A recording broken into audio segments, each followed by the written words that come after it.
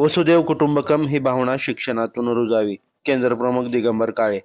आजचा विद्यार्थी वर्ग समृद्ध महाराष्ट्राचं भवितव्य आहे. विद्यार्थी, चिकित्सक, सर्जनशील विचार करणारे संवेदनशील नागरिक तयार व्हावेत. शिक्षण व्यक्ती विकासाचं महत्त्वाचं साधन आहे, म्हणून वसुदैव कुटुंबकम ही भावना शिक्षणातून रुजली जावी, असं मत उपळी केंद्राच्या शिक्षण परिषदेत केंद्रप्रमुख दिगंबर काळे यांनी व्यक्त केलं. ते पुढे म्हणाले, परकमधून आपण कोठे आहोत हे समजलं. शिक्षकांचे अध्यापन हे अध्ययन निष्पत्ती साध्य करणारे असावे. मूल्यमापन ही वस्तुनिष्ठ करून अभ्यासात मागे असलेल्या मुलांसाठी कृती आराखडा तयार करून कृती कार्यक्रम राबवणे आवश्यक आहे. नवीन काहीतरी शिकवले याचा आनंद शिक्षकांच्या चेहऱ्यावर दिसायला हवा. नवीन काहीतरी शिकल्याचा आनंद विद्यार्थ्यांच्या चेहऱ्यावर दिसायला हवा.